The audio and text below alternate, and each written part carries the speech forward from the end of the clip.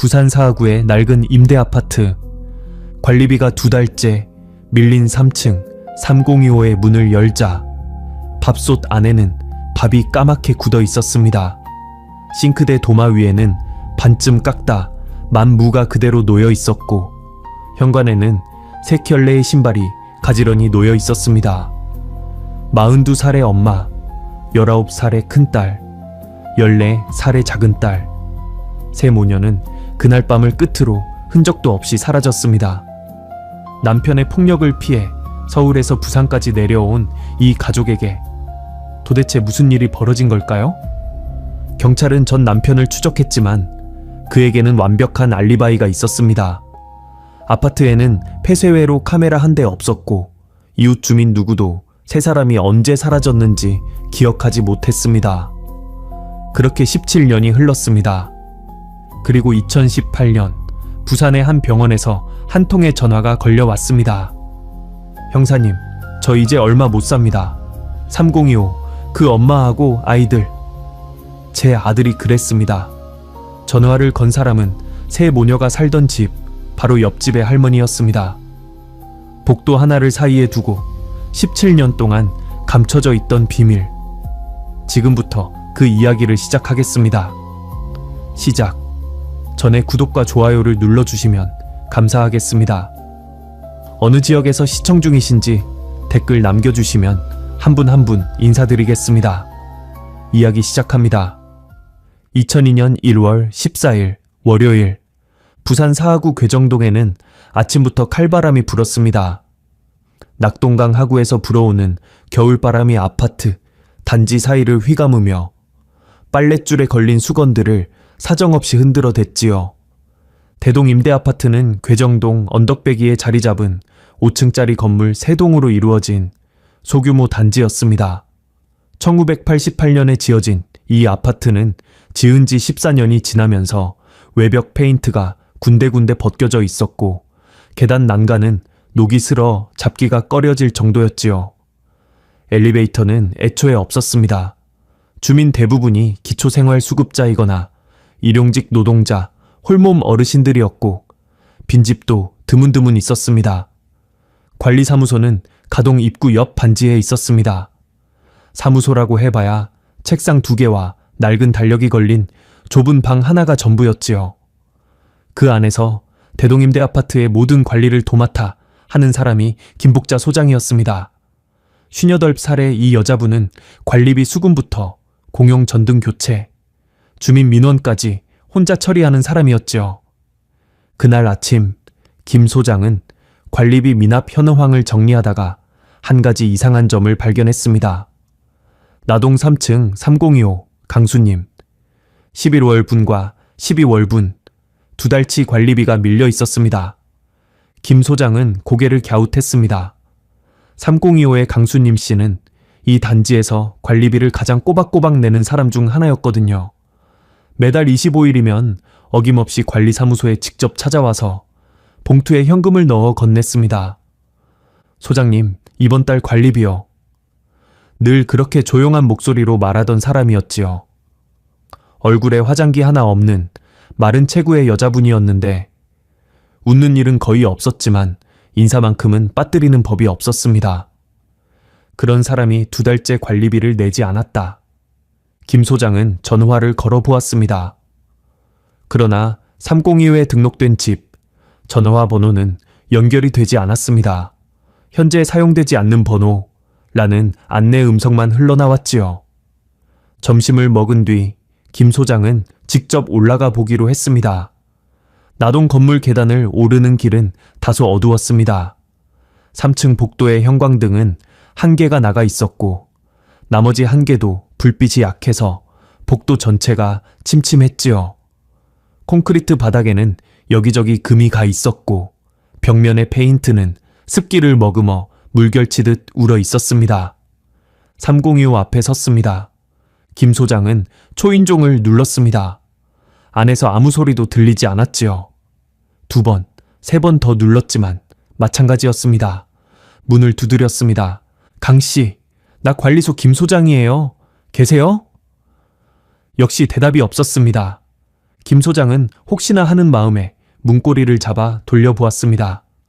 그런데 문이 열렸습니다. 잠겨있지 않았던 것이지요. 강씨? 문을 열자마자 이상한 냄새가 코를 찔렀습니다. 음식이 상한 것 같기도 하고 오래 환기하지 않은 집에서 나는 것 같기도 한 눅눅하고 텁텁한 냄새였습니다.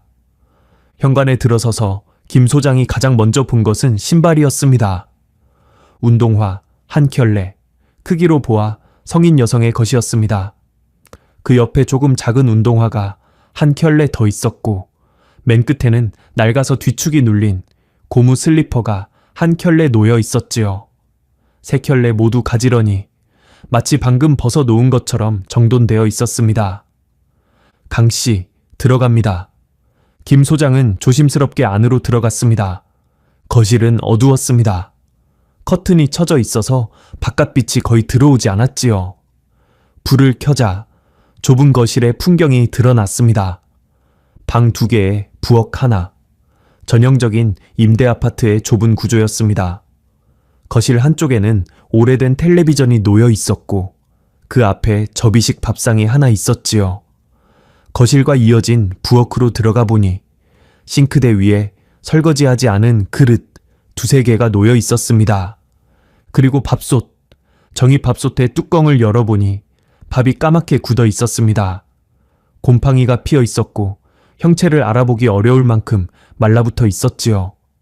최소한 몇 주는 그 상태로 방치된 것이 분명했습니다.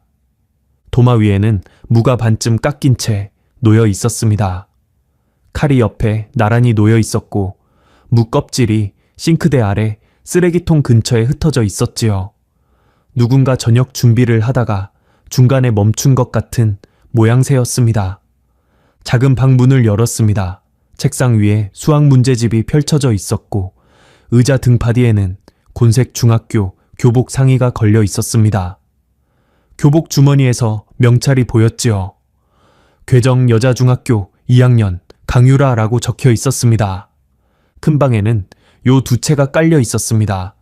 이불은 반쯤 젖혀진 채 그대로였고 방 한쪽 구석에는 옷가지가 담긴 플라스틱 서랍장이 있었지요. 김 소장은 온몸에 소름이 돋는 것을 느꼈습니다. 이건 이사를 간 게 아니었습니다. 밥을 짓다 말고 물을 깎다 말고 교복을 벗어놓고 이불을 개지 않은 채로 세 사람이 그냥 사라져 버린 것이었습니다. 김 소장은 허둥지둥 아래층으로 내려가 관리사무소 전화기를 들었습니다. 여보세요? 112번이지요? 괴정동 대동 임대 아파트인데요. 3층에 사는 세 식구가 안 보여요. 집에는 아무도 없는데 짐이 다 그대로 있어요. 부산사학경찰서 강력반 정혜수 형사가 현장에 도착한 것은 그날 오후 3시 무렵이었습니다. 정 형사는 사하서에서 15년째 근무하고 있는 베테랑 형사였습니다. 47살의 나이에 머리카락은 반쯤 새어 있었고 두꺼운 점퍼 주머니에는 항상 수첩과 볼펜이 꽂혀 있었지요. 과묵한 편이었지만 현장에서만큼은 예리한 눈을 가진 사람이었습니다.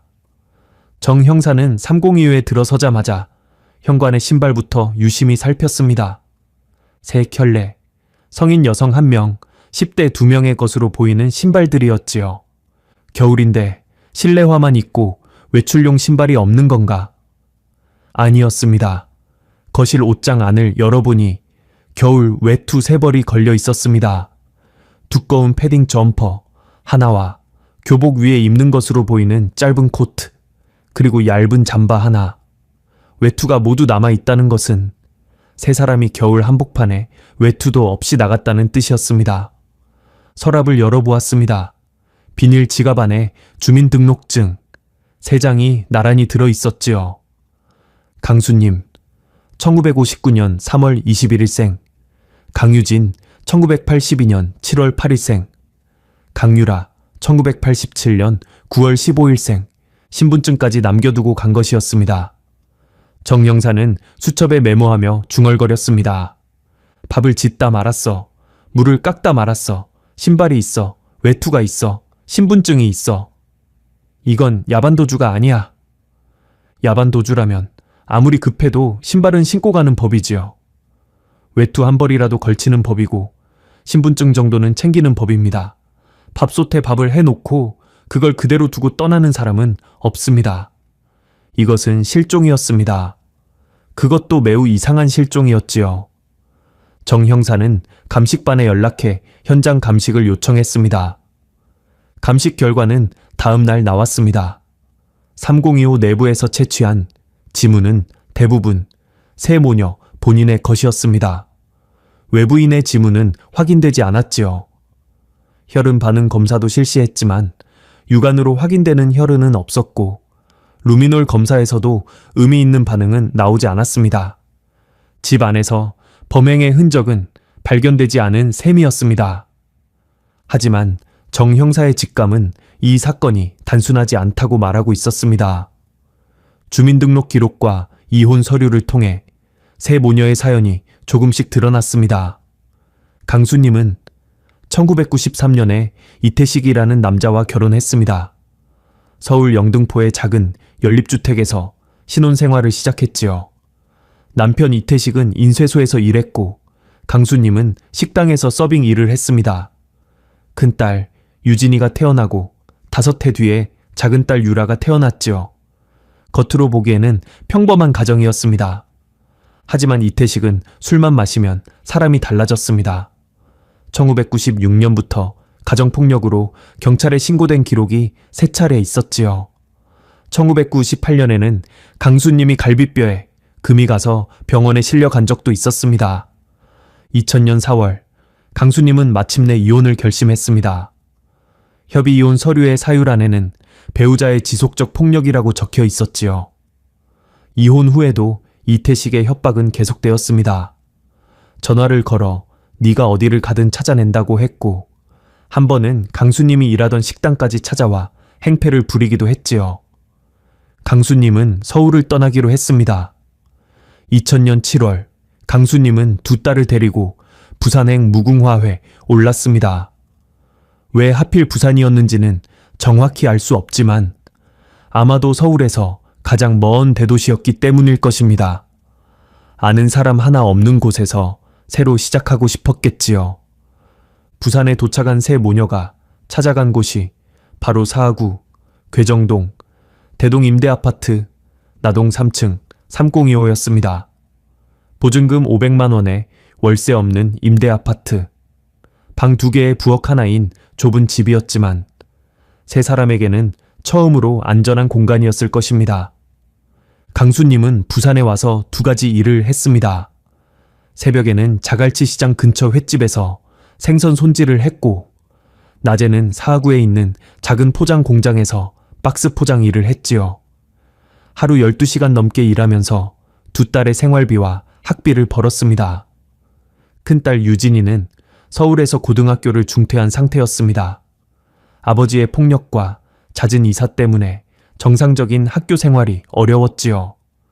부산에 와서는 검정고시를 준비하고 있었습니다. 근처 도서관에 다니며 혼자 공부했다고 해요. 작은 딸 유라는 괴정여자중학교 2학년에 편입했습니다. 학교 기록에 따르면 유라는 조용하고 성실한 학생이었지요. 성적은 중간 정도였고 친한 친구는 많지 않았지만 결석 한 번 없이 꼬박꼬박 학교에 다녔습니다. 유라의 담임교사는 나중에 이렇게 말했지요. 가정 환경이 어려운 아이인 건 알았지만 수업 시간에 졸지 않고 열심히 듣는 아이였어요. 세 모녀의 부산 생활은 넉넉하지 않았지만 나름대로 안정을 찾아가고 있었습니다. 강수님은 매달 관리비를 빠짐없이 냈고 큰딸 유진이는 검정고시 합격을 목표로 공부했으며 작은 딸 유라는 학교에 빠지지 않았지요. 그런 사람들이 어느 날 갑자기 사라졌습니다. 아무 예고도 없이 아무 흔적도 남기지 않고요. 정 형사는 탐문 수사에 나섰습니다. 가장 먼저 찾아간 곳은 같은 3층 복도를 쓰는 이웃 세대들이었지요. 나동 3층에는 3015부터 3045까지 4가구가 있었습니다. 3015는 빈집이었습니다. 2001년 여름부터 사람이 살지 않았다고 관리소 기록에 나와 있었지요. 3025가 세 모녀가 살던 집이었고 바로 옆 303회는 박말순이라는 62살의 할머니가 아들과 둘이 살고 있었습니다. 304회는 60대 초반의 남자가 혼자 살고 있었는데 이 사람은 낮에는 일을 나가고 밤에만 들어오는 생활이라 이웃 사정을 아는 것이 거의 없었습니다. 나는 옆집 사람들 얼굴도 잘 몰라요. 계단에서 마주치면 고개 숙이고 지나가는 게 다예요. 3045 주민의 증언은 이것이 전부였지요. 정 형사가 가장 기대를 건 것은 바로 옆집 3035의 박말순이었습니다. 벽 하나를 사이에 두고 살았으니 무언가 들었거나 보았을 가능성이 가장 높았지요. 노크를 하자 잠시 뒤 문이 열렸습니다. 박말순은 허리가 약간 굽은 마른 체구의 할머니였습니다. 주름이 깊게 팬 얼굴에 눈이 유독 작고 날카로운 인상이었죠. 정 형사가 경찰 신분증을 보여주며 옆집 새 모녀에 대해 묻자 박말순은 현관 문틀에 기대선 채 천천히 말했습니다. 옆집이요? 엄마하고 딸 둘이 살았지. 조용한 사람들이었어요. 마지막으로 본 게 언제입니까? 그걸 잘 모르겠어요. 나는 귀도 잘 안 들리고 밤이면 일찍 자니까. 12월 들어서는 못 본 것 같기도 하고. 혹시 옆집에서 이상한 소리가 나거나 누가 찾아오거나 한 적은 없었습니까? 글쎄, 기억이 안 나요. 나이가 많으니까 기억력이 좋질 않아서. 박말순은 그렇게 말한 뒤 슬쩍 시선을 피했습니다.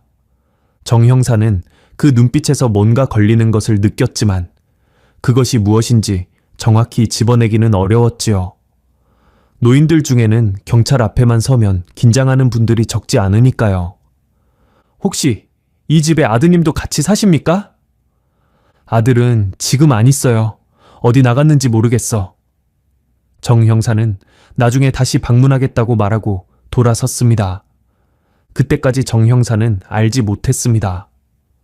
자신이 방금 마주한 사람이 이 사건의 진실을 처음부터 끝까지 알고 있는 유일한 생존자라는 것을요. 탐문은 아파트 밖으로도 이어졌습니다. 강수님이 새벽에 일하던 자갈치 시장 근처 횟집을 찾아갔습니다. 횟집 주인 오 씨는 강수님을 잘 기억하고 있었습니다. 수님이요. 성실한 사람이었어요. 새벽 5시면 와서 생선 손질하고 아침 10시까지 일하고 갔지. 말수가 적었는데 일은 정말 빠르고 깔끔했어요. 오 씨에 따르면 강수님이 마지막으로 출근한 것은 12월 7일 금요일이었습니다. 그 전날까지도 아무 이상이 없었다고 했지요. 금요일에 퇴근하면서 월요일에 봐요 하고 갔거든요. 그런데 월요일에 안 나왔어요. 월요일과 화요일 이틀 연속 연락 없이 출근하지 않자 오 씨는 전화를 걸어보았지만 받지 않았다고 합니다. 사흘째 안 나오길래 이 바닥에서는 그런 사람이 가끔 있어요. 갑자기 그만두는 사람. 그래서 그냥 다른 사람을 구했지요. 오 씨의 목소리에는 약간의 미안함이 섞여 있었습니다. 포장 공장 쪽도 비슷한 상황이었습니다. 공장 반장은 강수님이 12월 첫째 주까지는 정상 출근했다고 했고 둘째 주 월요일부터 연락이 끊겼다고 증언했지요. 두 직장의 증언을 종합하면 강수님의 마지막 행적이 확인된 날은 2001년 12월 7일 금요일이었습니다. 그 뒤로는 어디서도 이 사람을 본 사람이 없었지요. 작은 딸 유라가 다니던 괴정여자 중학교에도 확인했습니다. 담임교사에 따르면 유라의 마지막 등교일은 12월 7일 금요일이었습니다. 이듬주 월요일부터 무단결석이 시작되었지요. 처음에는 며칠 아픈가 보다 했는데 일주일이 넘어가길래 집으로 전화했어요. 그런데 전화가 안 되더라고요. 당시에는 장기결석 학생에 대해 학교가 직접 가정 방문을 나가는 체계가 갖추어지지 않았던 시절이었습니다. 담임교사는 전화를 몇 차례 더 시도한 뒤 더 이상의 조치를 취하지 못했다고 했지요. 정 형사는 수첩에 적었습니다. 마지막 확인 일자 2001년 12월 7일 금요일 추정 실종 시점 12월 7일 금요일 밤에서 12월 9일 일요일 사이. 주말 동안 무슨 일이 벌어진 것이었습니다. 세 사람 모두 월요일에 나타나지 않았으니까요. 정 형사는 현관에 가지런히 놓여있던 세 켤레의 신발을 떠올렸습니다. 밥솥에 굳어있던 밥을 떠올렸습니다. 도마 위에 반쯤 깎다 만물을 떠올렸습니다. 금요일 저녁 누군가가 밥을 짓고 반찬을 준비하던 중에 갑자기 모든 것이 멈춰버린 것이지요. 정 형사에게 가장 먼저 떠오른 이름은 전 남편 이태식이었습니다. 폭력 전과 이혼 후의 협박, 강수님이 서울을 떠나야 했던 이유, 모든 화살이 그를 가리키고 있었지요. 정 형사는 이태식의 행방을 추적하기 시작했습니다. 그러나 정 형사는 아직 알지 못했습니다. 자신이 찾아야 할 사람은 먼 곳에 있지 않았다는 것을요. 새 모녀에게 일어난 일의 진실은 3025 현관에서 고작 10걸음 떨어진 3035 안에 갇혀 있었습니다. 문고리 하나만 돌리면 닿을 수 있는 거리에 17년 동안 잠들지 못한 비밀이 숨어 있었던 것입니다. 정혜수 형사가 이태식이라는 이름을 처음 접한 것은 새 모녀의 주민등록 기록을 뒤지던 중이었습니다. 이혼 서류에 적힌 사유, 배우자의 지속적 폭력, 그리고 1996년부터 2000년까지 서울 영등포경찰서에 접수된 가정폭력 신고 기록 3건. 피해자는 모두 강수님이었고 가해자는 남편 이태식이었지요. 정 형사는 서울 영등포서에 협조를 요청해 이태식의 상세 기록을 넘겨받았습니다. 이태식, 1958년생, 당시 43살, 서울 영등포 출신으로 학력은 중학교 졸업이었지요. 인쇄소, 철물점, 건설 현장 등을 전전하며 일했고 폭행 전과가 2건 있었습니다. 하나는 1994년에 술집에서 시비가 붙어 상대방의 콧뼈를 부러뜨린 사건이었고 다른 하나는 1998년에 강수님에 대한 상해 사건이었습니다. 2건 모두 벌금형으로 끝났지요. 이혼 후에도 이태식은 강수님에게 집요하게 연락을 했습니다. 영등포서 기록에 따르면 2000년 5월에 강수님이 전 남편이 식당까지 찾아와 행패를 부렸다며 신고한 내역이 한 건 더 있었지요. 이때 출동한 경찰관의 메모에는 이런 내용이 적혀 있었습니다. 신고인 강수님, 전 남편 이태식이 직장으로 찾아와 물건을 집어던지고 욕설. 현장 도착 시 이태식은 이미 떠난 뒤 신고인은 이사를 고려 중이라고 진술. 이사를 고려 중이라는 말. 그 2달 뒤인 2000년 7월 강수님은 정말로 2딸을 데리고 부산으로 떠났습니다. 정 형사의 판단은 명확했습니다.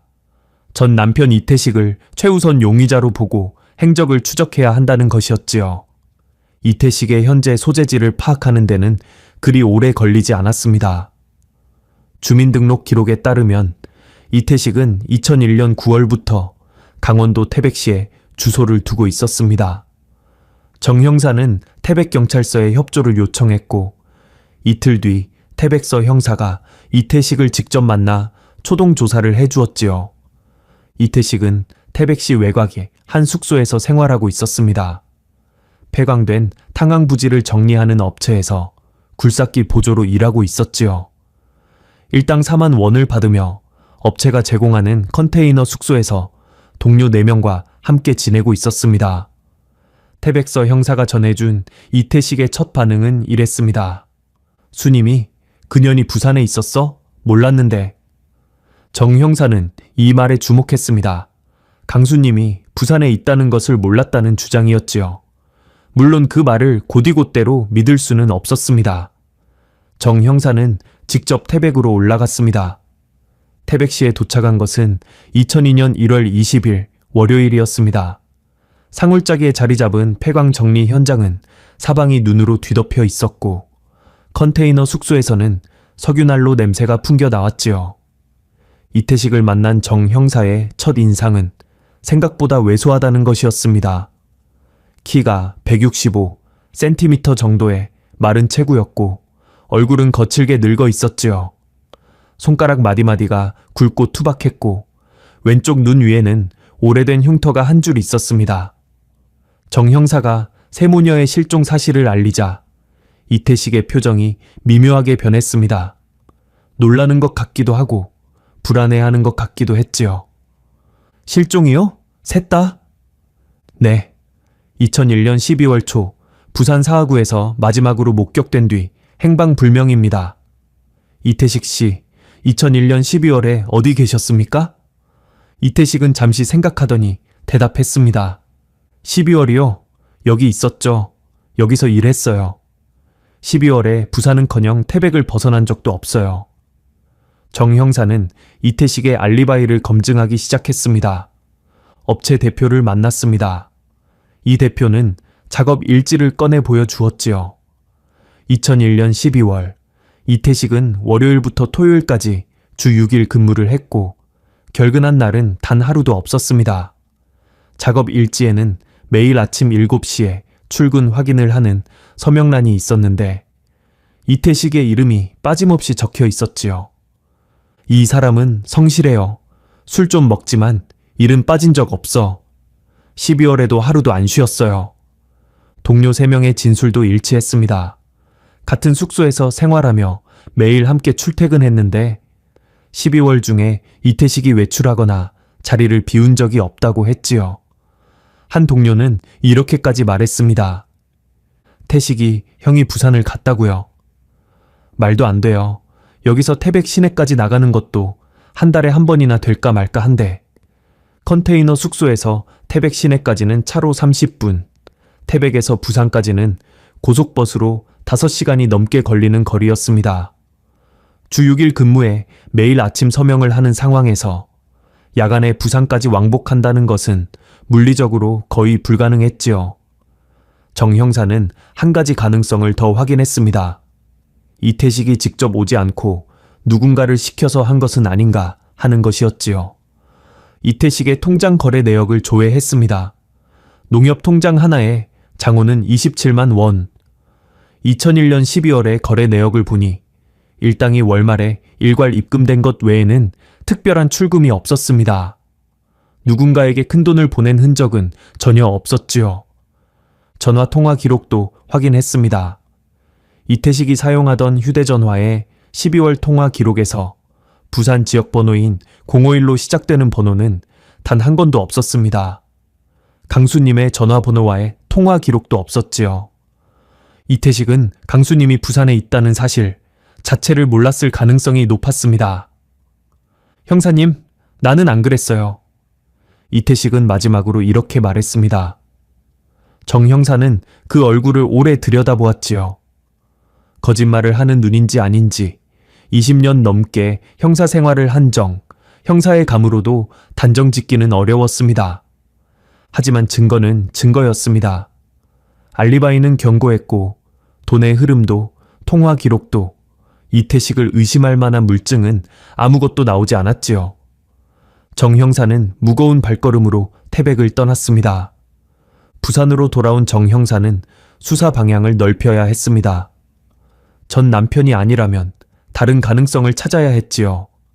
강수님에게 원한을 가진 사람이 또 있는지, 새 모녀를 노리는 누군가가 있었는지, 혹은 아파트 주변에서 범죄 전력이 있는 인물이 있는지를 살펴야 했습니다. 경찰은 대동임대아파트 전체 주민 명단을 확보하고 각 세대를 일일이 방문했습니다. 그러나 결과는 실망스러웠지요. 새 모녀와 개인적으로 교류한 주민은 거의 없었습니다. 강수님은 새벽에 나가 밤에 돌아오는 생활이었고 아파트 주민들과 어울릴 시간이 없었지요. 옆집에 누가 사는지도 몰랐어요. 이 아파트가 다 그래요. 각자 알아서 살지. 한 주민의 이 말이 대동임대아파트의 분위기를 잘 보여주고 있었습니다. 삶에 치여 사는 사람들이 모여있는 곳에서 이웃의 사정에 관심을 기울일 여유는 없었던 것이지요. 정 형사는 아파트 단지에 폐쇄회로 카메라가 설치되어 있는지도 확인했습니다. 결과는 허탈했지요. 대동임대아파트에는 방범용 카메라가 단 한 대도 없었습니다. 2001년 당시에는 임대아파트 단지에 카메라를 설치하는 것이 일반적이지 않았고 관리비조차 빠듯한 이 단지에서 카메라는 사치에 가까웠습니다. 아파트 인근 편의점과 구멍가게에도 사진을 들고 다녔습니다. 새 모녀의 주민등록증 사진을 확대 복사한 것이었지요. 그러나 편의점 아르바이트생은 고개를 저었고 구멍가게 주인도 마찬가지였습니다. 이 사진으로는 잘 모르겠는데요. 주민등록증 사진은 다 똑같이 생겼잖아요. 맞는 말이었습니다. 흑백에 가까운 주민등록증 사진으로는 사람을 알아보기가 쉽지 않았지요. 강수님의 다른 사진을 구하려 했지만 3025 집 안에서 가족 사진은 단 한 장도 발견되지 않았습니다. 서울에서 도망치듯 떠나온 사람이 추억을 챙길 여유가 있었을 리 없었지요. 은행 계좌도 추적했습니다. 강수님 명의의 우체국 통장이 한 개 있었습니다. 마지막 거래는 2001년 11월 30일 횟집에서 입금된 급여 72만 원이었지요. 이후 단 한 건의 거래도 없었습니다. 입금도 출금도 이체도 없었지요. 만약 강수님이 자발적으로 어딘가로 떠난 거라면 통장에 돈을 인출했을 것입니다. 72만 원이면 세 사람이 며칠은 살 수 있는 돈이었으니까요. 하지만 그 돈은 손도 대지 않은 채 통장에 남아 있었습니다. 큰딸 유진이와 작은딸 유라 명의의 계좌는 존재하지 않았습니다. 통장 기록은 이 실종이 자발적인 것이 아니라는 정황, 증거 하나를 더 보태 주었지요. 경찰은 전국의 병원, 숙박업소, 찜질방, 여관 등에 새 모녀의 인적사항을 배포했습니다. 전국 수배 공문이 발송되었고 혹시라도 세 사람이 다른 지역에서 발견될 경우 연락해달라는 요청이 곳곳에 전달되었지요. 그러나 한 달이 지나도 두 달이 지나도 어디서도 제보는 들어오지 않았습니다. 세 사람은 그 어떤 병원에도 여관에도 숙박업소에도 나타나지 않았습니다. 한편 302호에서 채취한 물증을 다시 검토했습니다. 감식 결과를 다시 살펴보았지만 결론은 달라지지 않았지요. 외부인의 지문 없음, 혈흔 없음, 약물 흔적 없음. 집 안에서는 범죄의 흔적이 발견되지 않았습니다. 정 형사는 후배 형사에게 이렇게 말한 적이 있었습니다. 집이 너무 깨끗해. 범인이 있다면 이건 아주 치밀한 놈이야. 아니면 정 형사는 말끝을 흐렸습니다. 아니면 뒤에 올 말을 떠올리기가 두려웠는지도 모릅니다. 세 사람이 이 집을 살아서 나가지 못했을 수도 있다는 가능성. 그리고 누군가가 이 집을 깨끗하게 정리했을 수도 있다는 가능성을요. 하지만 증거가 없었습니다. 2002년 3월 부산지방경찰청 차원에서 새 모녀의 전국 수배가 공식 발령되었습니다. 실종자 수배 전단이 만들어졌지요. 전단에는 세 사람의 인적사항과 함께 위 실종자를 보신 분은 가까운 경찰서나 사학영찰서 강력반으로 연락 바랍니다. 라는 문구가 적혀 있었습니다. 전단은 전국 경찰서와 파출소, 터미널, 기차역에 배포되었습니다. 하지만 제보 전화는 울리지 않았지요. 간혹 제보가 들어오기는 했습니다. 부산역 근처에서 비슷한 사람을 봤다. 대구 어딘가에서 모녀 셋을 봤다. 같은 것들이었지요. 정 형사는 그때마다 달려갔지만 확인해 보면 전부 다른 사람이었습니다. 시간이 흘러갈수록 사건은 미궁 속으로 빠져들었습니다. 2002년 여름 사하서 강력반에 새로운 사건들이 밀려들었습니다. 폭행, 절도, 사기. 당장 처리해야 할 사건들이 쌓이면서 3025 새 모녀 실종 사건은 서서히 책상 아래로 밀려났습니다. 그해 7월 정 형사는 수사 보고서에 이렇게 적었습니다. 현재까지 수사 결과 새 모녀의 행방을 확인할 수 있는 결정적 단서를 확보하지 못함.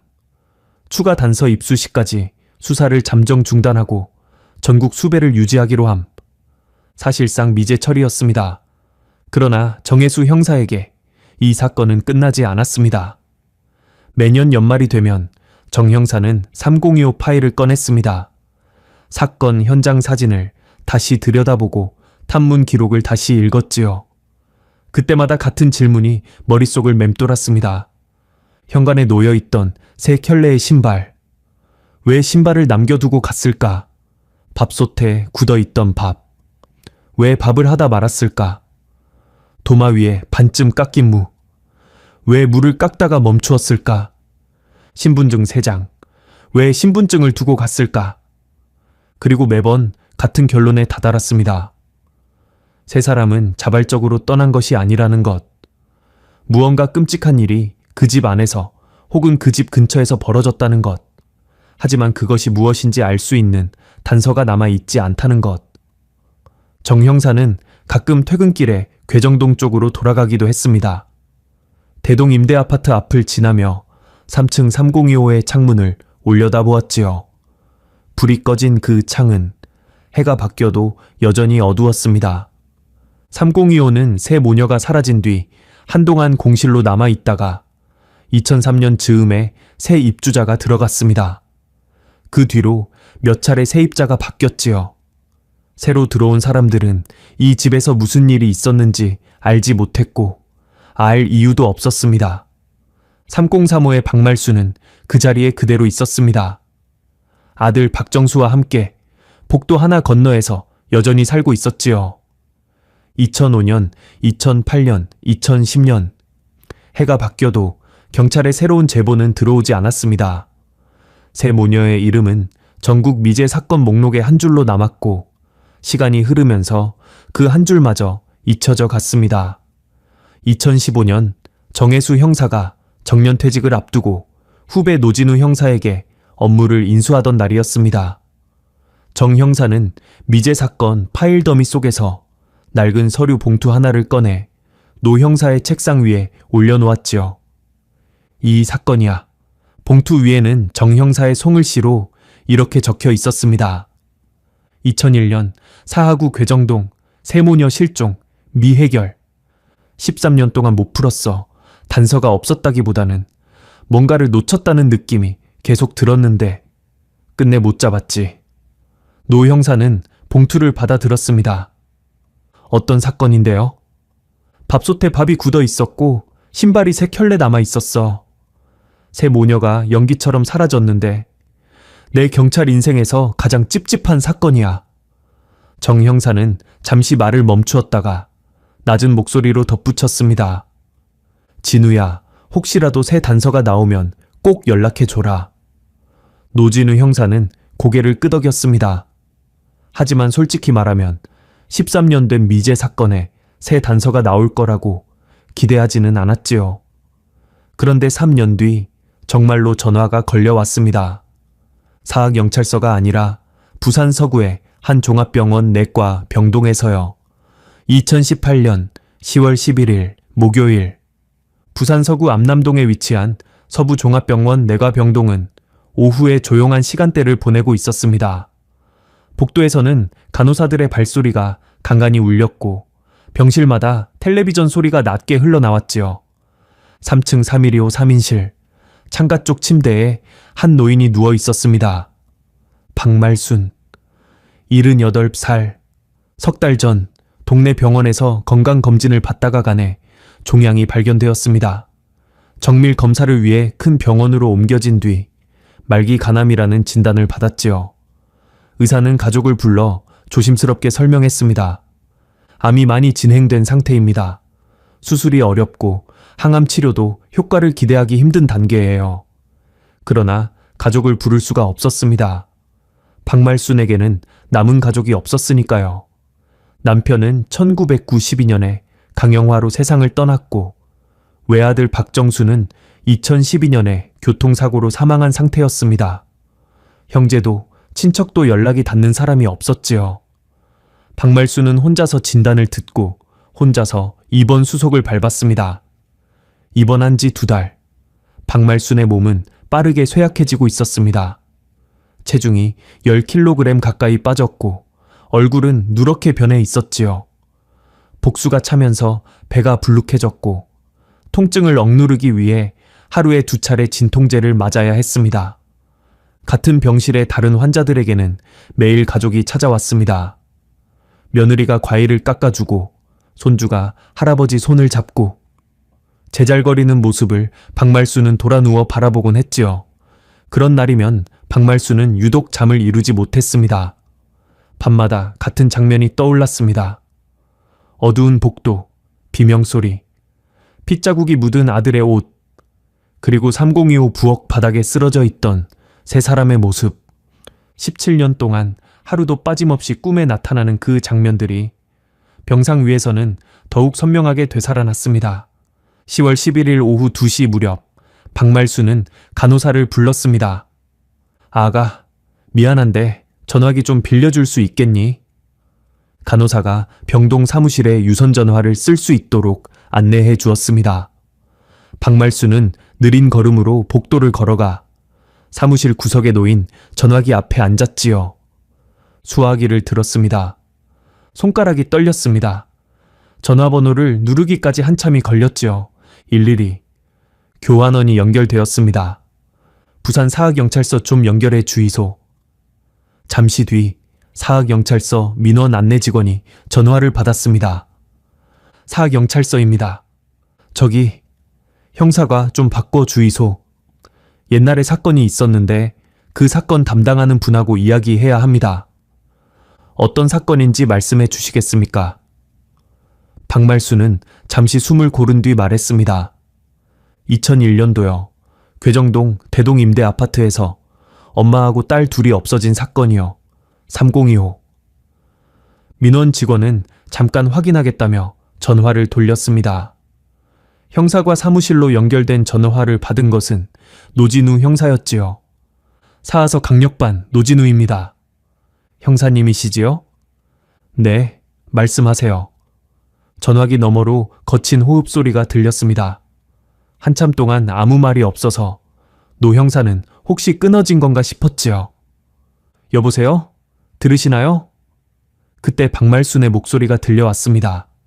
갈라지고 떨리는, 간신히 짜내는 듯한 목소리였지요. 형사님, 저 이제 얼마 못 삽니다.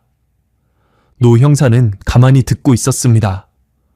죽기 전에 꼭 해야 할 말이 있어요. 3025, 그 엄마하고. 아이들. 제 아들이 그랬습니다. 노 형사의 손이 멈추었습니다. 볼펜을 쥔 채 수첩 위에서 움직이지 않았지요. 지금 어디 계십니까? 서부종합병원이요.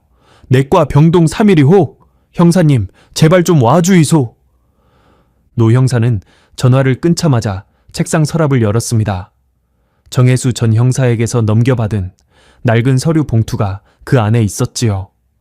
봉투 위에 정 형사의 송글씨로 적힌 문구가 눈에 들어왔습니다. 2001년 사하구 괴정동 새 모녀 실종 미해결. 노 형사는 봉투를 들고 사무실을 나섰습니다. 서부종합병원까지는 차로 30분이 걸렸습니다. 노진우 형사는 사하서에서 7년째 근무하고 있는 38살의 형사였습니다. 정혜수 형사의 후배로 정 형사가 퇴직할 때 미제 사건 파일들을 인수받은 사람이었지요. 3025 사건에 대해서는 정 형사에게 들은 이야기와 파일 속 기록이 전부였지만 그 사건이 선배의 마음에 얼마나 깊이 박혀 있었는지는 잘 알고 있었습니다. 병원에 도착한 노 형사는 내과 병동 3층으로 올라갔습니다. 3125 병실 문을 열고 들어서자 창가 침대에 누운 박말순이 고개를 돌려 그를 바라보았습니다. 노 형사가 상상했던 것보다 훨씬 여위고 훨씬 늙어 보이는 사람이었지요. 누런 피부에 움푹 꺼진 눈, 이불 위로 드러난 팔은 뼈만 남은 것처럼 가늘었습니다. 박말순 씨 되십니까? 예. 사하서 강력반 노진우 형사입니다. 전화 주셨지요. 박말순은 느리게 고개를 끄덕였습니다.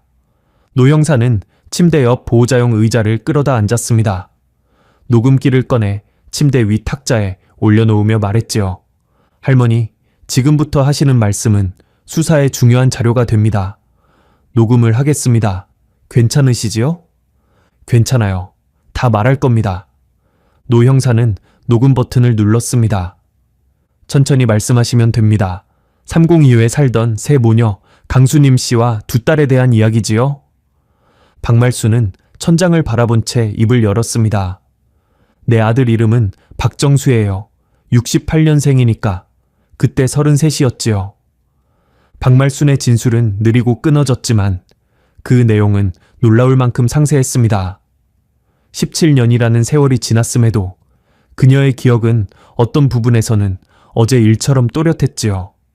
매일 밤 꿈에서 되풀이한 장면이었으니 당연한 것인지도 모릅니다. 박말수는 아들 박정수의 이야기부터 시작했습니다. 정수는 어릴 때부터 속을 썩이는 아이였어요. 학교를 중학교까지 겨우 마쳤고 그 뒤로는 제대로 된 직장을 다닌 적이 없었지요.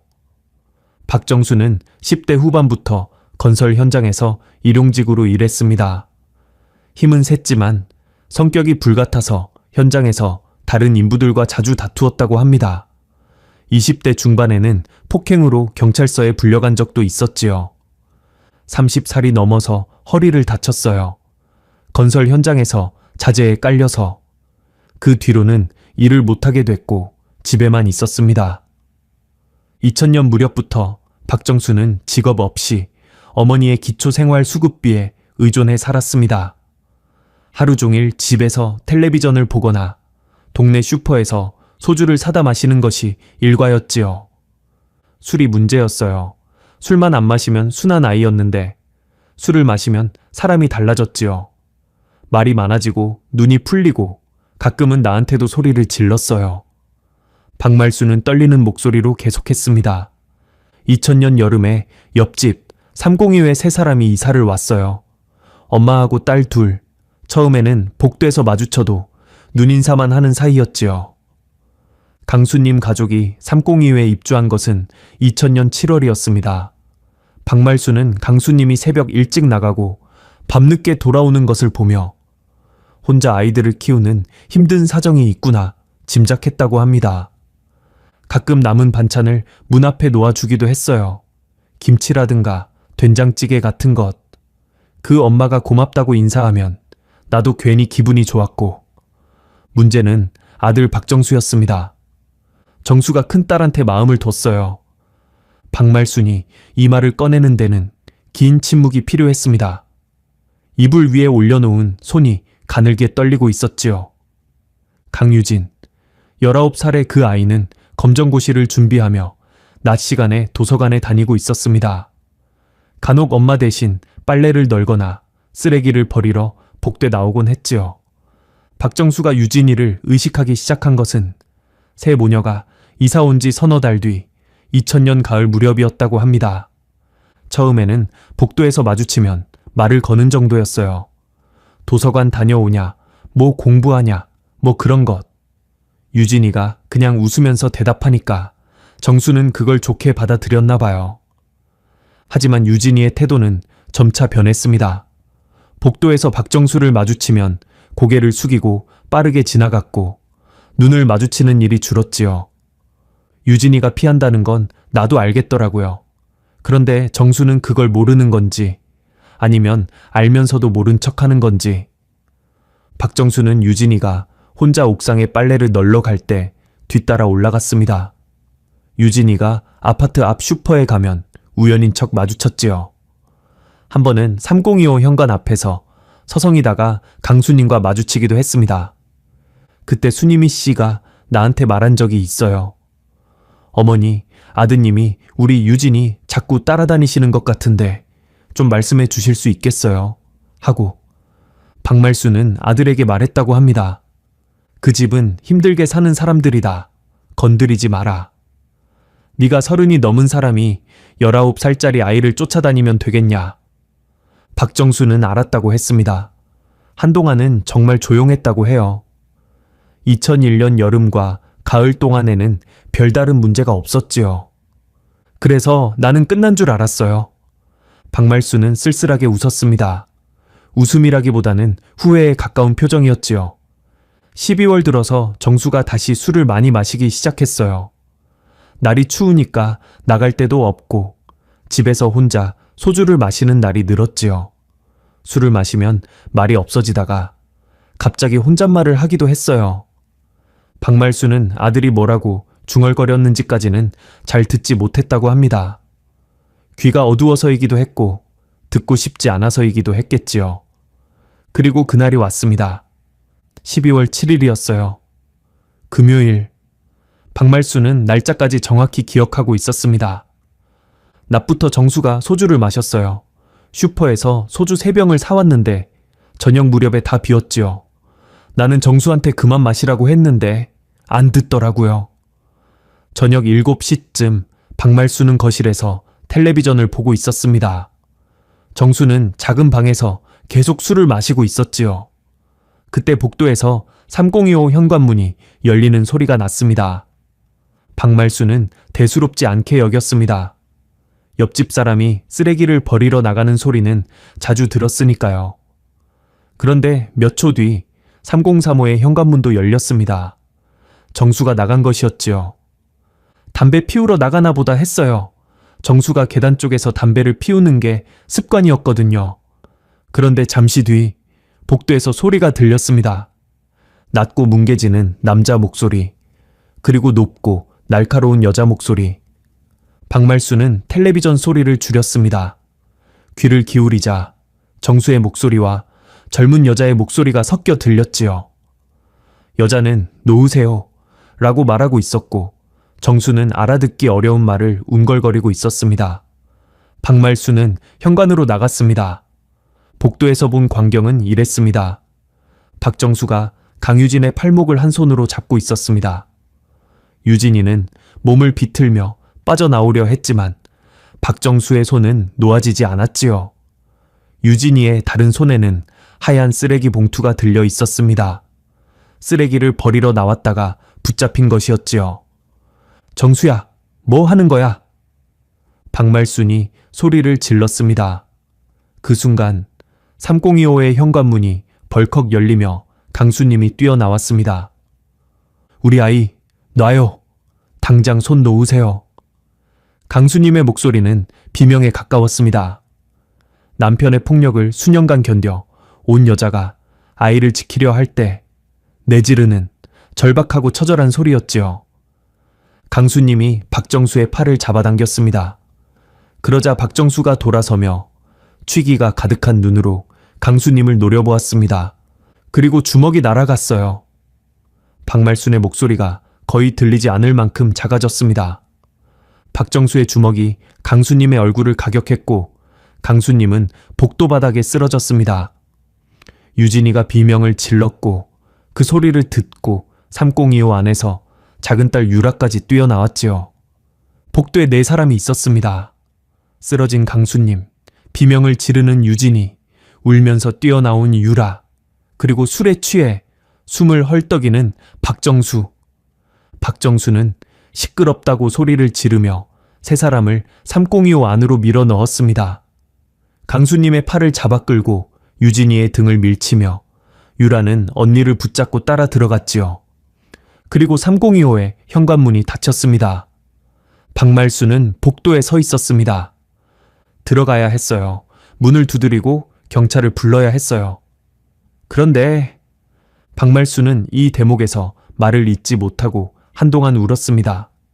노 형사는 조용히 기다렸지요. 녹음기에 빨간 불빛만이 고요한 병실 안에서 깜빡이고 있었습니다. 한참 뒤에 박말순이 다시 입을 열었습니다. 아들이 무서웠어요. 정수가 술을 마시면 나한테도 손을 댄 적이 있었거든요. 접시를 던지고 소리를 지르고. 그때 그 상태의 정수한테 내가 뭔가를 하면 나까지 다칠 것 같았어요. 3025 안에서는 소리가 들려왔습니다. 둔탁한 부딪히는 소리, 무언가 쓰러지는 소리, 비명, 그리고 울음소리. 유라, 그 아이가 울면서 엄마, 엄마 하고 부르는 소리가 들렸어요. 소리는 점점 작아졌습니다. 그리고 어느 순간 조용해졌습니다. 얼마나 지났는지 모르겠어요. 10분이었는지 30분이었는지 나는 복도에 쭈그리고 앉아서 벽을 잡고 있었어요. 다리에 힘이 풀려서 서 있을 수가 없었지요. 3025의 현관문이 다시 열린 것은 그 뒤였습니다. 박정수가 나왔습니다. 정수 옷에 피가 묻어 있었어요. 셔츠 앞쪽이랑 소매에, 손에도 피가 묻어 있었고 박정수의 얼굴은 하얗게 질려 있었습니다. 술기운이 반쯤 빠진 듯한 공포에 사로잡힌 표정이었다고 합니다. 엄마, 큰일 났어. 박정수가 말했습니다. 박말수는 아들의 눈을 보았습니다. 그 눈에서 무슨 일이 벌어졌는지를 읽었지요. 302호에 들어가 봤어요. 노 형사가 조심스럽게 물었습니다. 박말수는 고개를 끄덕였습니다. 부엌하고 거실 사이 그 좁은 데에 세 사람이 쓰러져 있었어요. 강수님이 가장 안쪽에 있었고 그 위에 유진이가 엎어져 있었습니다. 유라는 조금 떨어진 곳에 쓰러져 있었지요. 수님이 씨가 아이들을 감싸고 있는 것 같았어요. 마지막에 아이들을 껴안은 거지요. 박말수는 눈을 감았습니다. 세 사람 다 숨을 안 쉬고 있었습니다. 병실이 고요해졌습니다. 복도에서 간호사가 지나가는 발소리만 멀리서 들렸지요. 노 형사는 숨을 고르며 질문을 이었습니다. 그때가 밤 몇 시쯤이었습니까? 아마 밤 9시, 10시쯤이었을 거예요. 정확히는 모르겠어요. 시계를 볼 정신이 없었으니까. 박정수 씨는 뭐라고 했습니까? 자수하라고 했어요. 울면서 자수하라고. 경찰에 가자고. 박말수는 아들에게 몇 번이고 말했다고 합니다. 지금이라도 경찰에 가서 다 말하자고. 자수하면 감형도 받을 수 있다고. 그러나 박정수의 대답은 달랐습니다. 엄마도 봤잖아. 엄마도 알고 있잖아. 내가 잡혀가면 엄마도 같이 끝나. 그 한마디에 박말수는 무너졌다고 했습니다. 나도 공범이 되는 거잖아요. 복도에서 다 봤으면서 경찰을 안 불렀으니까. 그 생각이 드니까 정수 말이 맞는 것 같았어요. 공포와 죄책감이 뒤섞인 그 밤, 박말수는 아들의 편에 섰습니다. 진실을 감추는 쪽을 택한 것이지요. 그때 경찰을 불렀으면 그 세 사람은 못 살렸어도 나는 지금처럼 썩어가면서 죽지는 않았을 거예요. 박말수는 자신의 배를 쓸며 말했습니다. 복수가 차서 불룩해진 배를요. 마치 17년 동안 삼킨 비밀이 몸속에서 골마 터진 것처럼 느끼고 있는 듯 했습니다. 노 형사는 그날 박말순의 진술을 총 3시간 40분에 걸쳐 녹취했습니다.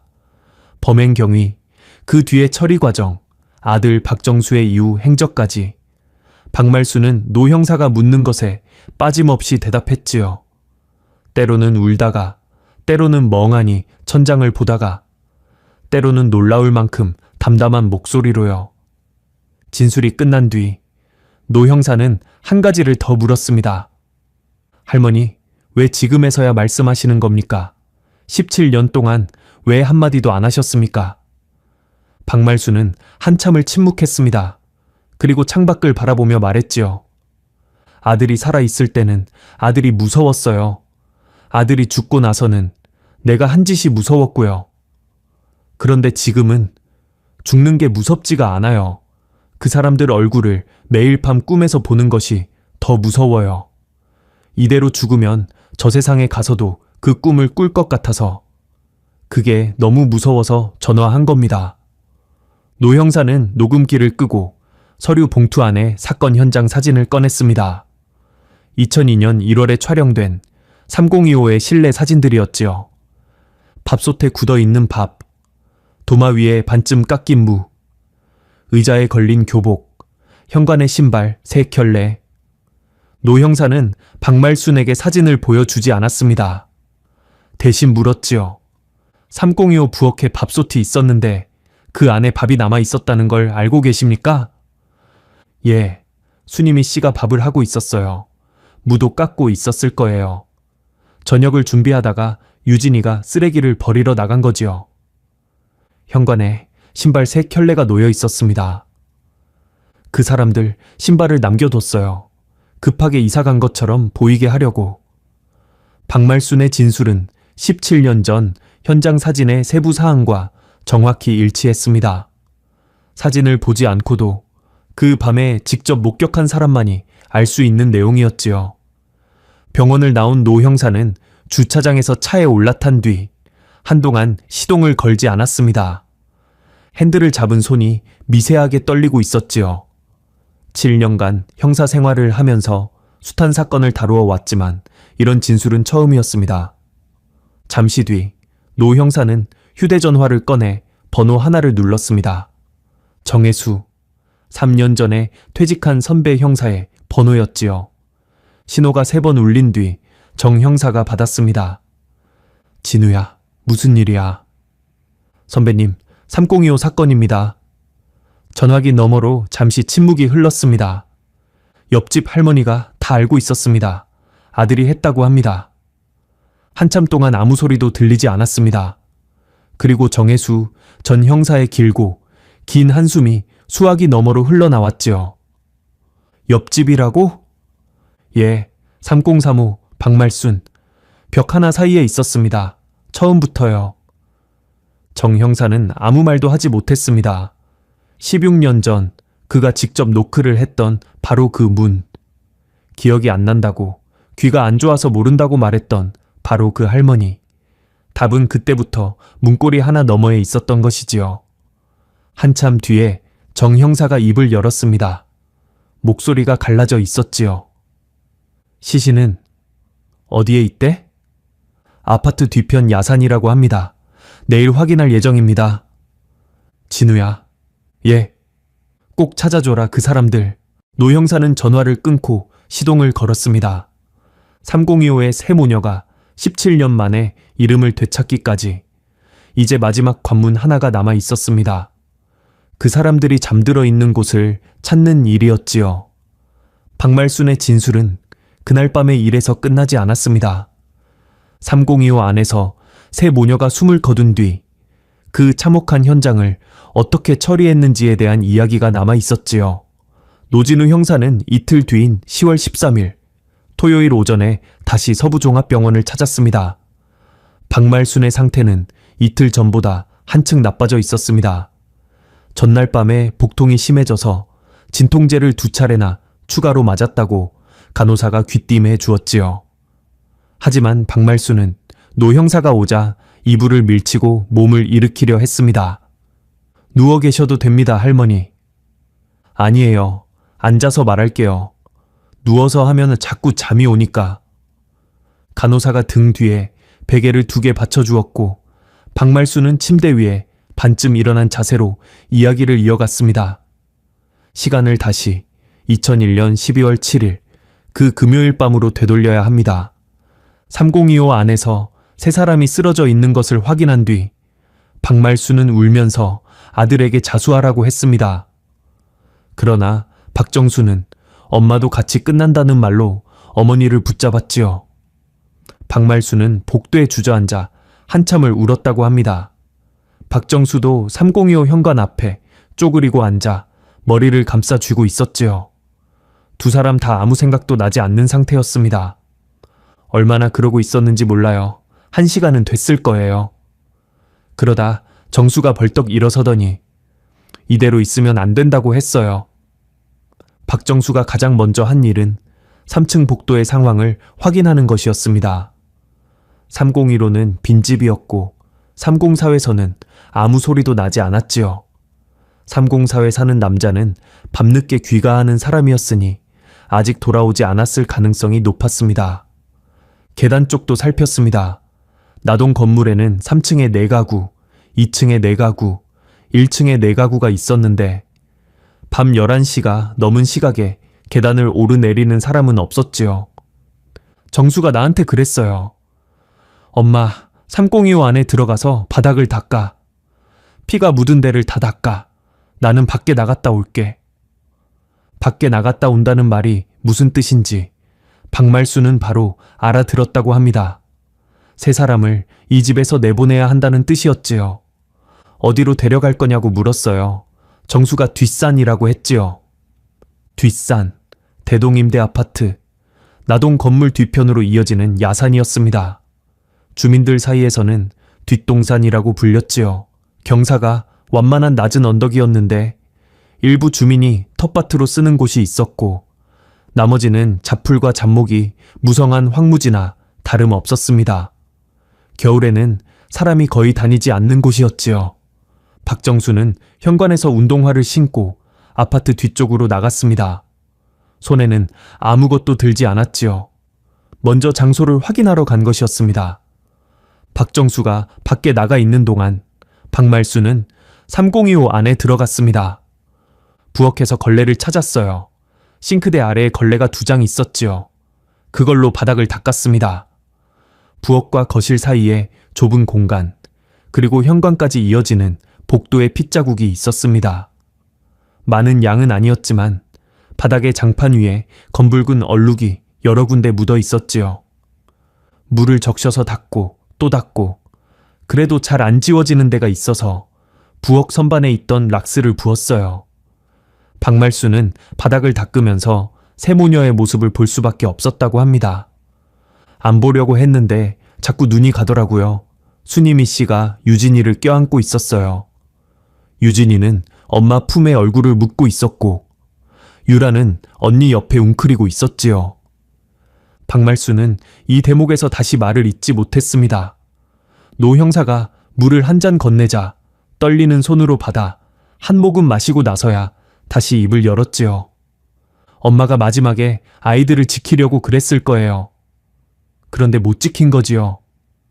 박정수가 돌아온 것은 20여 분 뒤였습니다. 뒷산 경사면 아래에 움푹 파인 데가 있다고 했어요. 사람이 안 다니는 쪽이라고. 이 야산은 대동 임대아파트, 나동 건물 후문에서 비포장 길을 따라 약 120m 정도 올라간 곳에 있었습니다. 경사면 중턱의 빗물에 침식되어 자연적으로 파인 웅덩이 같은 곳이 있었는데 주변이 자풀로 둘러싸여 있어 바깥에서는 잘 보이지 않는 지점이었지요. 박정수는 3025 안으로 들어가 큰 방과 작은 방에서 이불을 모두 꺼냈습니다. 새 모녀가 덮고 자던 이불 세 채였지요. 한 사람씩 이불에 싸서 옮겼어요. 정수 혼자 했습니다. 박정수는 강수님을 먼저 이불로 감쌌습니다. 마른 체구의 여자였으니 무게는 50kg이 안 되었을 것이지요. 이불째 안아 올려 3025를 나서서 비상계단을 통해 1층으로 내려갔습니다. 이 아파트에는 엘리베이터가 없었습니다. 3층에서 1층까지 계단으로 내려가야 했지요.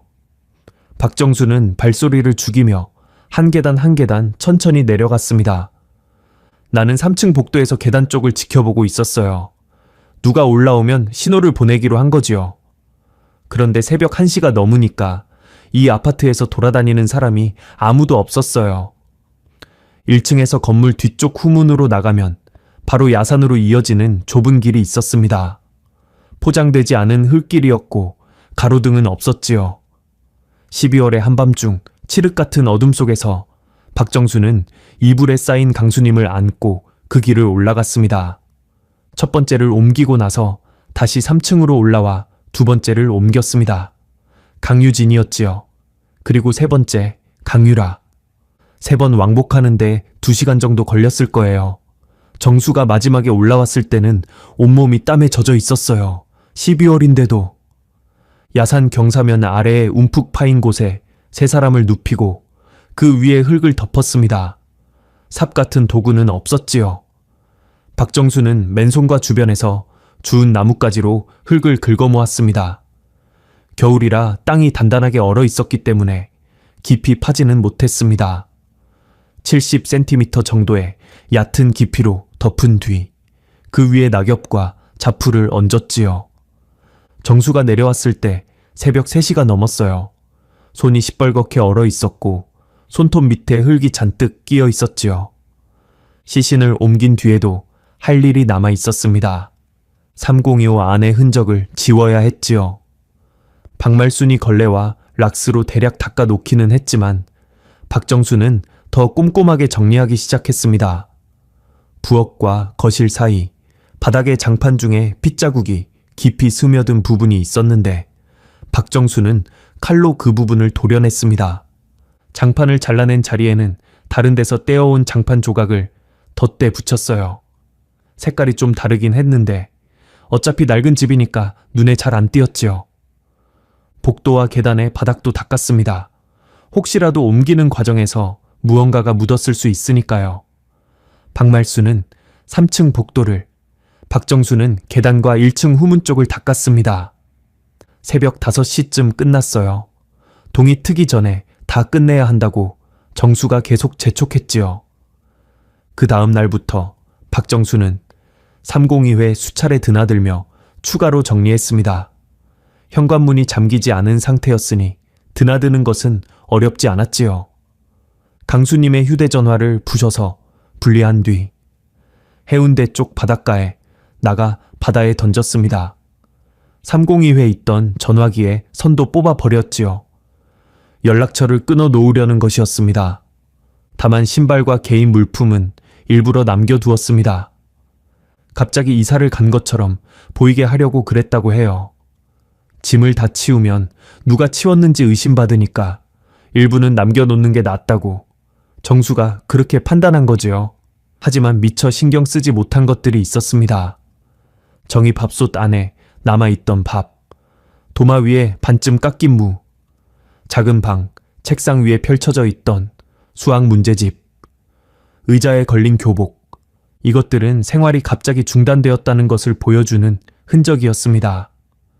누군가가 의도적으로 이사를 간 것이 아니라 살던 중간에 갑자기 사라졌다는 것을 말해주는 증거였지요. 이것이 나중에 경찰이 단순한 야반도주가 아닌 실종으로 판단하는 결정적 근거가 되었습니다. 박정수가 좀 더 꼼꼼했더라면 어쩌면 경찰도 이 사건을 이사 간 것으로 넘겼을지 모릅니다. 하지만 밥솥의 밥과 도마 위의 무가 진실을 향한 신랏 같은 단서를 남겨두었던 것이지요. 노 형사는 박말순에게 한 가지 더 확인해야 할 사항이 있었습니다. 2002년 1월에 경찰이 3025를 조사할 때 할머니 댁에도 탐문을 왔었지요. 그때 왜 말씀하지 않으셨습니까? 박말순은 고개를 떨구었습니다. 형사님이 왔을 때 심장이 터질 것 같았어요. 정수가 미리 말해뒀거든요. 경찰이 오면 모른다고 해라. 귀 안 들린다고 해라. 그것만 하면 된다고. 정혜수 형사가 3035를 찾아가 박말순을 만났던 그날, 박말순은 아들에게 주입받은 대로 귀가 안 좋아서 모르겠다. 기억이 안 난다고 대답했던 것이었습니다. 형사님, 눈을 못 쳐다봤어요. 눈을 보면 들킬 것 같았으니까. 노 형사는 2002년 초 수사 기록에서 정 형사가 남긴 메모를 떠올렸습니다. 3035 박말순, 시선을 피함, 노인 특유의 긴장인지 다른 이유인지 판단 보류. 정혜수 형사의 직감은 맞았던 것이지요. 그 노인은 긴장하고 있었고 그 긴장에는 분명한 이유가 있었습니다. 하지만 당시에는 그 실마리를 잡아당길 만한 다른 증거가 없었고 정 형사는 그 미세한 위화감을 끝내 풀어내지 못한 채 16년을 보내야 했습니다.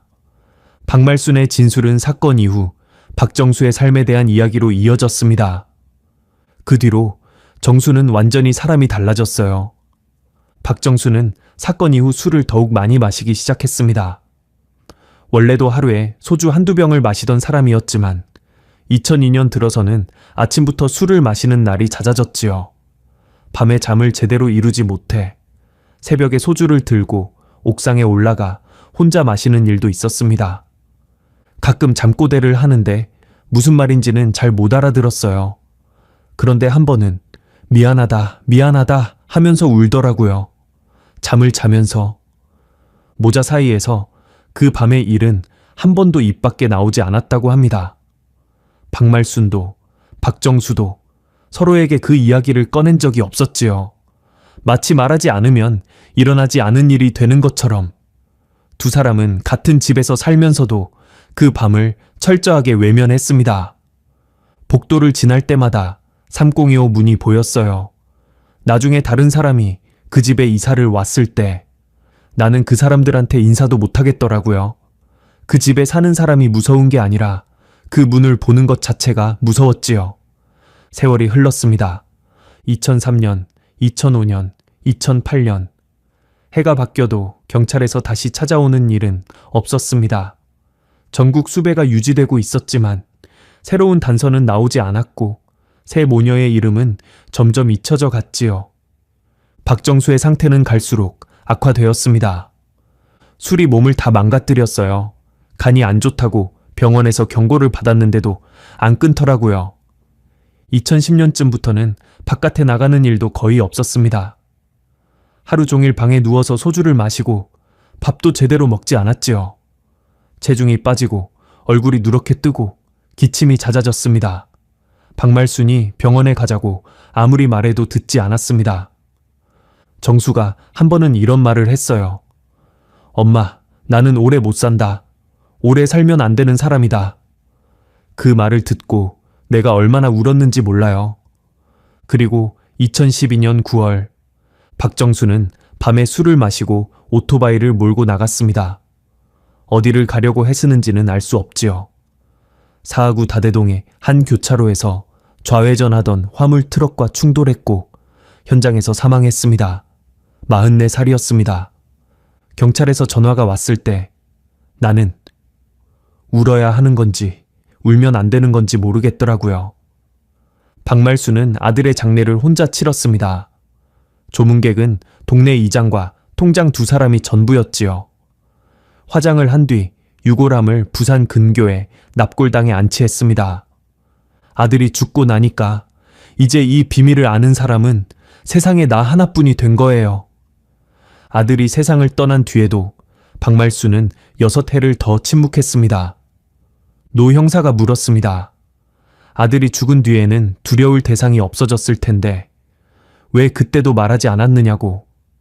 박말순은 한참을 생각하더니 대답했습니다. 아들이 살아있을 때는 아들이 무서웠어요. 내가 입을 열면 아들이 잡혀가니까. 아무리 나쁜 짓을 한 아들이라도 엄마가 아들을 경찰에 넘기는 건 차마 못하겠더라고요. 아들이 죽고 나서는요? 아들이 죽고 나서는 내가 한 짓이 무서웠어요. 내가 바닥을 닦았잖아요. 내가 복돼서 망을 봤잖아요. 그 3사람이 죽어가는 소리를 듣고도 경찰을 안 불렀잖아요. 내가 말하면 나도 감옥에 가는 거잖아요. 그래서 6해를 더 버텼습니다. 대동 임대 아파트에서 혼자 살면서 매일 밤 같은 꿈을 꾸면서 아무에게도 말하지 않으면서 그러다 올해 병원에서 말기 암이라고 했을 때 처음으로 이런 생각이 들었어요. 어차피 죽는 거, 이 비밀을 안고 죽으면 저 세상에서 그 사람들을 어떻게 볼 것인가. 그 생각이 드니까 감옥이 무서운 게 아니라 그쪽이 더 무섭더라고요. 박말순은 마른 입술을 핥으며 말을 이었습니다. 그 엄마가 아이들을 껴안고 있던 모습이 있잖아요. 그게 17년 동안 매일 밤 나왔어요. 잠을 자도 나오고 눈을 감아도 나오고. 이대로 죽으면 저 세상에 가서도 평생 그 꿈을 꿀 것 같아서 그게 너무 무서워서 전화한 거예요. 이틀에 걸친 진술이 끝난 뒤 노 형사는 병원을 나와 사학경찰서로 돌아갔습니다. 사무실 책상 위에 녹취 자료와 사건 파일을 펼쳐놓고 박말순의 진술을 하나하나 검증하기 시작했지요. 먼저 박정수의 신원을 확인했습니다. 박정수, 1968년 2월 13일생, 부산 사하구 괴정동 거주, 2012년 9월 14일, 교통사고로 사망 당시 나이 44살. 기록이 일치했습니다. 사망 원인은 음주 오토바이 운전 중 화물 트럭과 충돌에 의한 두부 외상, 혈중 알코올 농도 0.215%, 만취 상태였지요. 다음으로 대동 임대 아파트의 주민 기록을 확인했습니다. 2001년 당시 3035의 세대주는 박말순이었고 동거인으로 아들 박정수가 등록되어 있었습니다. 세 모녀가 2000년 7월에 302호에 전입한 시점과 박말순 모자가 303호에 거주하고 있던 시점이 겹치는 것도 확인되었지요. 가장 중요한 것은 현장의 세부 사항이었습니다. 노 형사는 2002년 1월에 정혜수 형사가 작성한 현장 감식 보고서를 다시 꺼냈습니다. 보고서에 첨부된 현장 사진과 박말순의 진술을 대조했지요. 밥솥 안에 굳은 밥. 박말순은 순이미 씨가 저녁을 준비하고 있었다고 했습니다. 일치. 도마 위에 반쯤 깎인 무.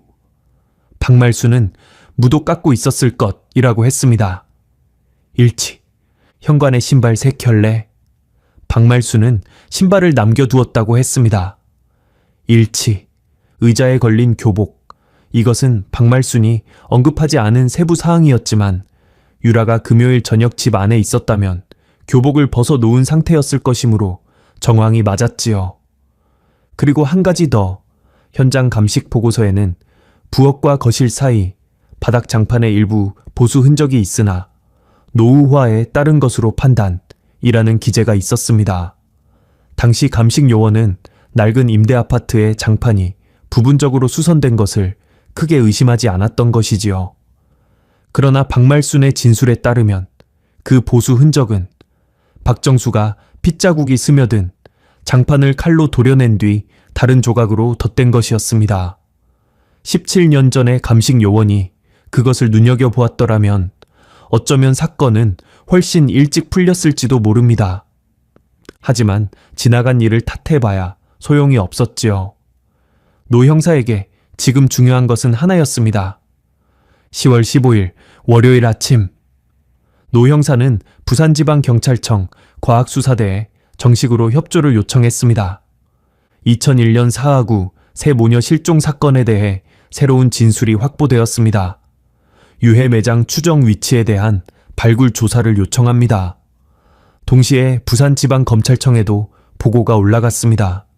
17년 된 미제 사건에 핵심 진술이 나왔다는 소식에 검찰 측에서도 즉각 수사 지원을 결정했지요. 발굴 일정은 10월 23일 화요일로 잡혔습니다. 노 형사는 그 사이에 현장을 사전 답사했습니다. 대동 임대아파트 나동 건물 뒤편으로 나가 야산 쪽으로 걸어 올라갔지요. 17년 사이에 야산의 모습은 적잖이 변해 있었습니다. 주민들이 텃밭으로 쓰던 곳은 자풀에 뒤덮여 있었고 한쪽에는 생활 폐기물이 쌓여 작은 쓰레기 더미를 이루고 있었지요. 경사면을 따라 올라가자 박말순이 설명한 것과 일치하는 지형이 나타났습니다.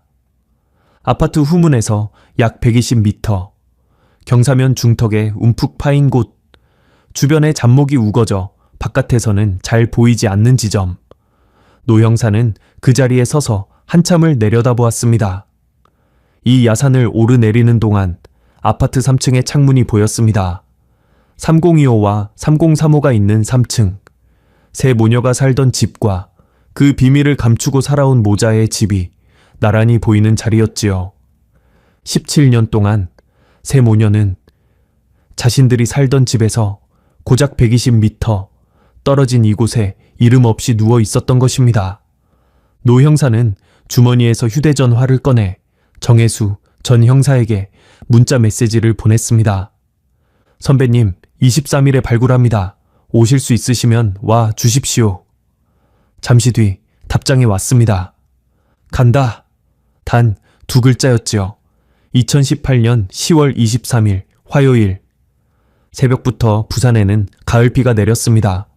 가늘고 차가운 비가 사하구 괴정동의 지붕들을 적시고 대동 임대아파트 뒤편 야산의 흙길을 질퍽하게 만들었지요.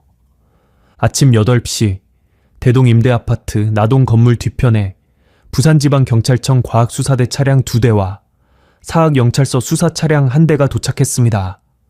과학수사대원 5명, 사하서 형사 3명, 그리고 부산지방검찰청에서 파견된 수사관 1명, 총 9명이 비옷을 입고 야산 경사면을 올라갔지요. 노진우 형사가 선두에 서서 길을 안내했습니다. 사전 답사에서 확인해둔 위치, 아파트 후문에서 약 120m 올라간 경사면 중턱에 움푹 파인 지점이었지요. 현장에 도착하자 과학수사대 팀장이 주변을 먼저 살폈습니다. 자풀이 허리까지 자라 있었고 경사면 아래쪽에는 빗물에 씻긴 흙이 흘러내려 지형이 다소 변해 있었지요. 그러나 전체적인 지형, 경사면 아래의 움푹 파인 형태는 박말순의 진술과 일치했습니다. 여기부터 방영호 미터를 발굴 범위로 잡겠습니다. 과학수사 대원들이 비닐 차양막을 설치하고 발굴 도구를 꺼냈습니다. 삽이 아닌 소형 괭이와 흑손이었지요. 유골이 있을 경우 손상을 최소화하기 위해서였습니다. 발굴이 시작되었습니다. 아침 9시에 시작된 작업은 더디게 진행되었습니다. 표토층, 그러니까 자풀 뿌리와 낙엽이 엉킨 지표면의 흙을 한 겹 걷어내는 작업이었지요. 비가 내리는 가운데 흙이 질퍽해져서 걷어낸 흙을 옆으로 옮기는 것만으로도 시간이 걸렸습니다. 노 형사는 발굴 현장에서 조금 떨어진 곳에 서서 지켜보고 있었습니다.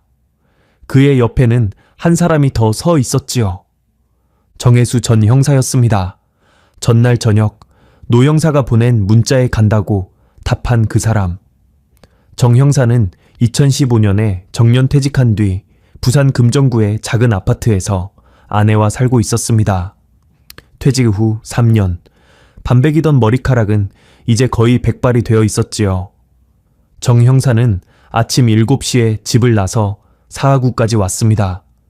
노 형사가 현장에 도착했을 때 이미 아파트 앞에서 기다리고 있었지요. 선배님, 일찍 오셨네요. 잠이 안 왔다. 두 사람은 그 이상의 말을 나누지 않았습니다. 나란히 서서 과학수사대의 작업을 지켜보았지요. 오전 10시가 지났을 무렵 표토층 아래로 색이 다른 흙이 드러나기 시작했습니다. 주변보다 어둡고 유기물이 섞인 듯한 거무스름한 흙이었지요. 과학수사대 팀장이 손을 들어 작업을 일시 중단시켰습니다. 여기서부터는 흙손으로만 작업합니다. 조심하십시오. 대원들이 무릎을 꿇고 흙손으로 한 줌씩 흙을 걷어내기 시작했습니다. 빗소리와 흙을 긁는 소리만이 야산에 울렸지요. 11시 20분, 한 대원이 흙손을 멈추었습니다. 팀장님, 여기 있습니다. 대원의 흙손 끝에서 흙에 반쯤 묻힌 무언가가 모습을 드러냈습니다. 갈색으로 변한 뼈의 일부였지요. 지표면에서 약 70cm 아래, 박말순이 진술한 깊이와 거의 정확히 일치하는 깊이였습니다. 노 형사는 옆에 서 있는 정 형사를 돌아보았습니다. 정 형사는 아무 말 없이 그 자리를 바라보고 있었지요. 입술을 꾹 다문 채 비에 젖은 얼굴로. 발굴 작업은 그날 오후 5시까지 계속되었고 이튿날 오전까지 이어졌습니다. 이틀에 걸친 작업 끝에 세구의 유골이 수습되었습니다. 유골은 한 곳에 모여 있었습니다. 세 사람이 나란히 혹은 겹쳐진 상태로 매장되어 있었지요. 17년이라는 세월과 토양의 산성도, 빗물의 침투 등으로 인해 유골의 훼손이 상당했지만 세 사람의 것으로 추정되는 골격 구조는 비교적 뚜렷하게 남아 있었습니다. 유골과 함께 이불천의 잔해가 발견되었습니다. 섬유질이 거의 사가 있었지만 일부 조각에서 직물의 패턴을 식별할 수 있었지요. 옷감 조각도 여러 점 나왔습니다. 두꺼운 겨울 실내복으로 보이는 천과 얇은 면 소재의 천이 흙에 뒤섞여 있었습니다. 과학수사대는 유골과 수습물을 모두 밀봉하여 부산의 국립과학수사연구원 분원으로 이송했습니다. 신원 확인을 위해서는 DNA 감정이 필요했습니다. 그리고 DNA 대조를 위해서는 새 모녀와 혈연 관계에 있는 가족의 시료가 필요했지요. 노 형사는 사건 파일을 다시 뒤졌습니다. 2002년 초 정혜수 형사가 수사 과정에서 확인한 강수님의 가족 관계 기록이 있었지요.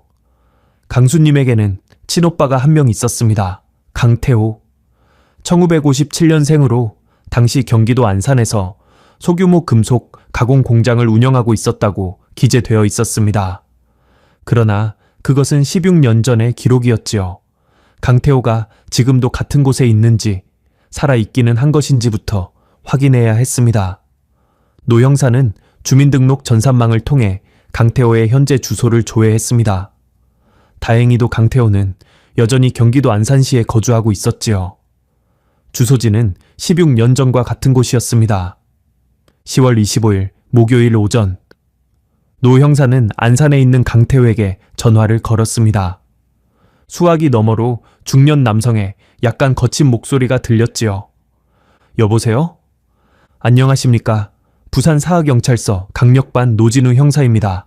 강태호 씨 되시지요? 잠깐의 침묵이 흘렀습니다. 경찰이요? 무슨 일로? 강수님 씨의 친오빠 되시는 분 맞으십니까? 전화기 너머로 숨소리가 거칠어지는 것이 느껴졌습니다. 수님이요? 수님이한테 무슨 일이 있습니까? 노 형사는 최대한 차분한 목소리로 말했습니다. 이런 전화를 받는 사람의 마음을 생각하면 한마디 한마디가 조심스러울 수밖에 없었지요. 강태호 씨, 2001년에 부산에서. 강수님 씨와 두 딸이 실종된 사건을 알고 계시지요? 알고 있습니다. 어떻게 모르겠습니까? 17년입니다. 강태호의 목소리가 떨리기 시작했습니다. 사건에 중요한 진전이 있어서 연락드립니다. 전화로 말씀드리기 어려운 내용이라 직접 만나뵐 수 있겠습니까? 찾은 겁니까? 순이미를 찾은 겁니까? 노 형사는 잠시 입을 다물었다가 대답했습니다. 직접 뵙고 말씀드리겠습니다. 강태호는 그날 오후에 부산행 KTX에 올랐습니다. 안산에서 서울역까지 전철로 1시간, 서울역에서 부산역까지 KTX로 2시간 반. 저녁 6시에 부산역에 도착한 강태호를 노 형사가 마중했지요. 사학경찰서 회의실에서 마주 앉은 강태호는 61살의 나이에 비해 훨씬 늙어 보이는 사람이었습니다. 손마디가 굵고 거친 것이 오랫동안 손으로 일해온 사람의 손이었지요. 눈개에는 깊은 주름이 패여 있었고 자리에 앉자마자 두 손을 무릎 위에 올려놓고 꽉 쥐었습니다. 말씀하십시오. 노 형사는 천천히 가능한 한 담담하게 설명했습니다. 새로운 목격자의 진술이 확보된 것, 아파트 뒤편 야산에서 유골 3구가 발굴된 것, 신원 확인을 위해 혈연 가족의 DNA 시료가 필요한 것. 강태호는 설명을 듣는 동안 한마디도 하지 않았습니다. 두 손을 무릎 위에 올려놓은 채 미동도 하지 않았지요. 다만 그의 눈에 물기가 차오르는 것을 노 형사는 보았습니다. 설명이 끝난 뒤 한참 동안 회의실이 조용했습니다. 강태호가 입을 열었습니다. 목소리가 갈라져 있었지요. 17년 동안 기다렸습니다. 그리고 한마디를 더 덧붙였습니다. 순이미가 어디 있는지, 살아있기는 한 건지 그것만이라도 알고 싶어서 17년을 버텼습니다. 이제야 알게 되는 겁니까? 노 형사는 고개를 숙였습니다. 강태호는 DNA 채취에 즉시 동의했습니다. 구강 내벽에서 시료를 채취하는 데는 1분도 걸리지 않았지요. 그 짧은 절차가 끝난 뒤 강태호는 한 가지를 물었습니다. 그 자리를 볼 수 있습니까?